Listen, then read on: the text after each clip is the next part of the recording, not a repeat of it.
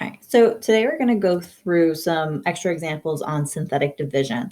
So synthetic division is a shortcut way of doing division on polynomials, and it can only be used with linear binomials. So you have to have two terms that you're dividing by, as you can see back here, and they can only be linear. So I can't have any exponents in my divisor.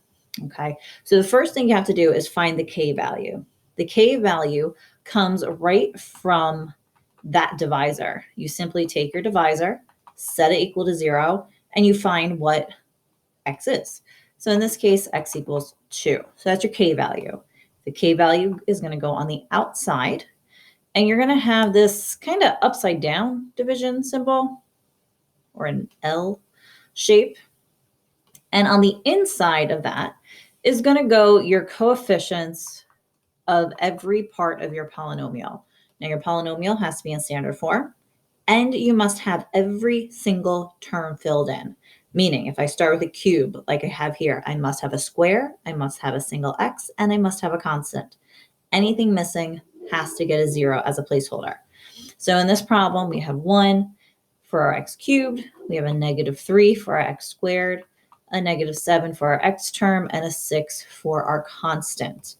Okay, if you need to, solely if you need to, you can kind of put what these come from up top, but that is not really necessary. In fact, it's not part of your synthetic division at all. It's just helpful for anyone who's not quite sure of the placements. Okay, so the process is you drop down the first term. So it's a 1. Then you're going to multiply. You distribute the k value to the term. So 2 times 1 is 2. And then you add down. You're always going to add down. -3 plus 2 is a -1. You then repeat the process. You're going to do 2 times the -1 now. Gets you -2. Add down. -7 plus a -2 is a -9. Repeat.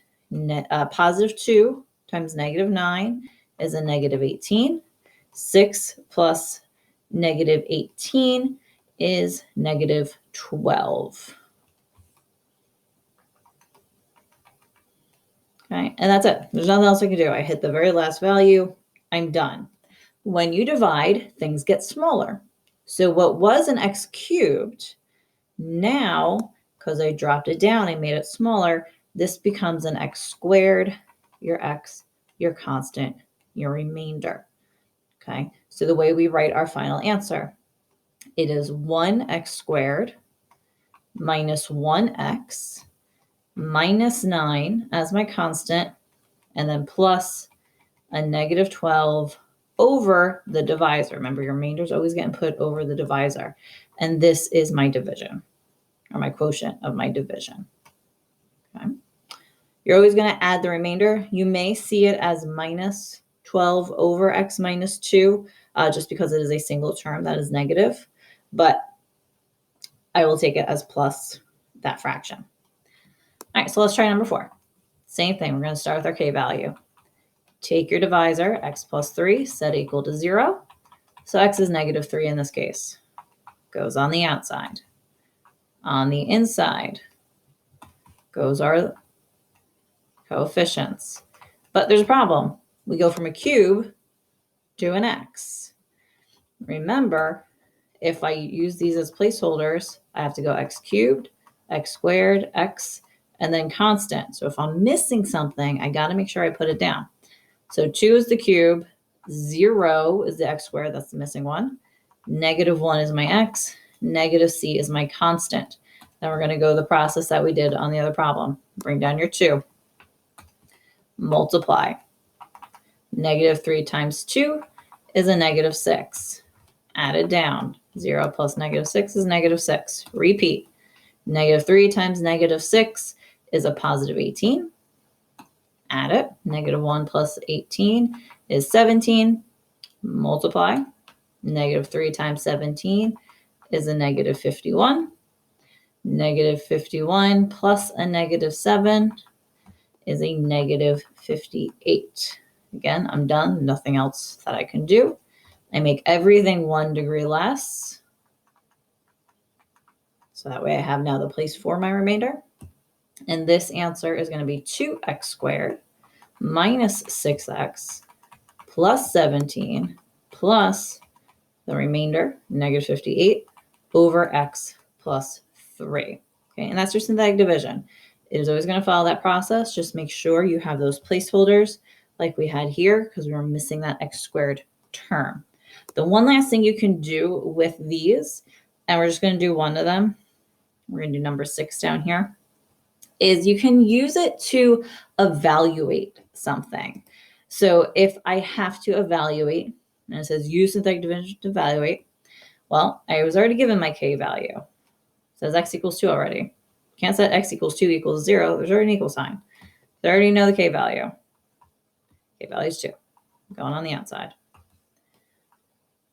Set up your synthetic division, just like before.